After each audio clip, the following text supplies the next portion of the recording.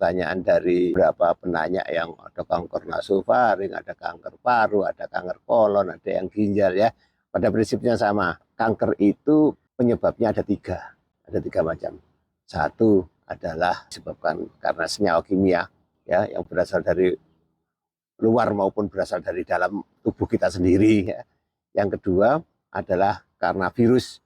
Virus-virus itu juga bisa menyebabkan kanker terus karena radiasi gelombang elektromagnetik ya, terutama gelombang-gelombang pendek yang mempunyai energi kimia sangat besar ya, misalnya sinar X, sinar gamma dan radiasi-radiasi dari senyawa radioaktif ya, itu bisa menyebabkan kanker. Semua model kanker ini itu bisa dihambat atau dicegah, dibunuh oleh epigallocatechin galat ya, atau EGCG yang diekstrak dari teh ya.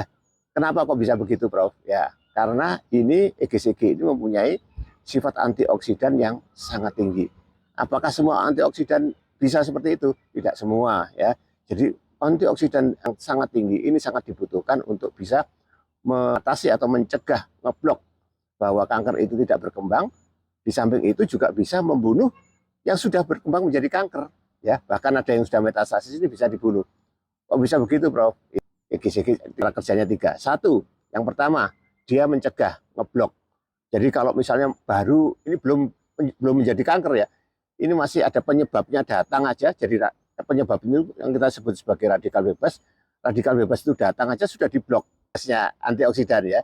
Jadi yang namanya radikal bebas itu kehilangan elektron. Antioksidan itu bisa memberikan elektron lah. Cocok toh, klop toh.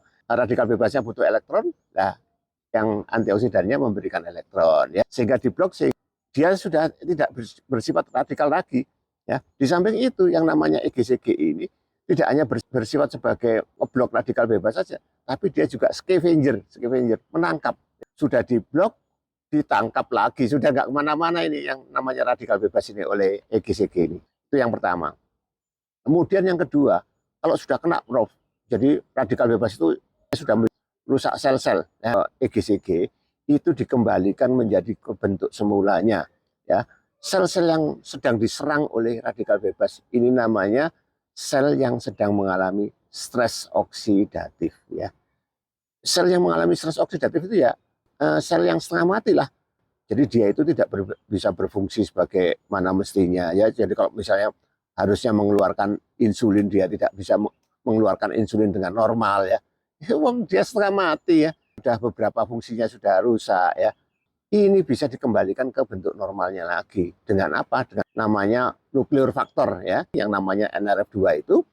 Nah, EGCG ini menginduksi NRF2 dan NRF2 ini nanti yang akan mengembalikan stres oksidatif itu menjadi sel normal semula ya. Nanti ada gambarnya itu yang sel mengalami oksidatif. Mengkerut, selnya mengkerut ya. Selnya mengkerut begitu. Nah, ini bagaimana, Prof, bisa dijadikan normal kembali, yaitu dengan cara menginduksi NRF2 dan NRF2 nanti yang mengembalikan ke bentuk normalnya ya, sehingga nanti selnya akan bekerja normal lagi. Kemudian yang ketiga, kalau sudah terkena, Prof, sudah metastasis, sudah terjadi kanker, EGCG itu kalau masuk ke dalam sel kanker dengan EGCG masuk ke dalam sel normal itu berbeda. Jadi EGCG itu kalau masuk dalam sel normal itu selnya tambah sehat, tambah seger, tambah muda, usianya itu masih panjang. Itu kalau EGCG itu masuk ke dalam sel normal.